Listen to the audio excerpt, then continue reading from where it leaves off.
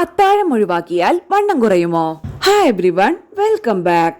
ഭാരം കുറയ്ക്കാനായി പല വഴികളും ശ്രമിക്കുന്ന നിരവധി പേർ നമുക്ക് ചുറ്റുമുണ്ട്. നിരവധി ഡയറ്റ് രീതികളും സാമൂഹിക മാധ്യമങ്ങളിൽ വൈറലാണ്. അത്താഴം ഒഴിവാക്കിയാൽ വേഗത്തിൽ ഭാരം കുറയുമെന്നത് ഇത്തരത്തിൽ പ്രചരിക്കുന്ന പ്രധാനപ്പെട്ട തെറ്റിദ്ധാരണകളിൽ ഒന്നാണ്. നിരവധി പേർ ഈ രീതി പിന്തുടരാറുമുണ്ട്. എന്നാൽ അത്താഴം ഒഴിവാക്കുന്നത് ഗുണത്തേക്കാൾ ഉപരി ദോഷം ചെയ്യുമെന്നാണ് പുതിയ പഠനം. അത്താഴം ഒഴിവാക്കുന്നത് ശരീരത്തിലെ ഗ്ലൂക്കോസ് വ്യതിയാനത്തിന് കാരണമാവുന്നു. തലകറക്കം, സമ്മർദ്ദം എന്നിവയും അനുഭവപ്പെടും. ശരീരത്തിലെ കോർട്ടിസോൾ കുറയാൻ കാരണമാവും. ശരീരത്തിന്റെ ഉപാപചയത്തെ ഇത് താളം തെറ്റിക്കുന്നു. ഇത് ശരീരഭാരം കൂട്ടാനാണ് സഹായിക്കുക. കൂടാതെ ദീർഘകാലത്തേക്ക് ഇങ്ങനെ ചെയ്യുന്നത് പോഷകാഹാരക്കുറവിലേക്ക് നയിക്കും.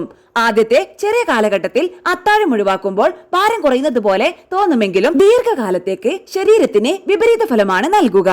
മാനസിക നിലയെയും ഇത് ബാധിക്കും. ടൈപ്പ് 1 പ്രമേഹം, ഉത്കണ്ഠ, വിഷാദം എന്നിവയുള്ളവർ ഒരു കാരണവശാലും അത്താഴം ഒഴിവാക്കരുത്. കിടക്കുന്നതിന് 3 മണിക്കൂർ മുൻപ് വളരെ ലഘുവായ ഭക്ഷണം കഴിക്കുന്നതാണ് ഏറ്റവും നല്ലത്.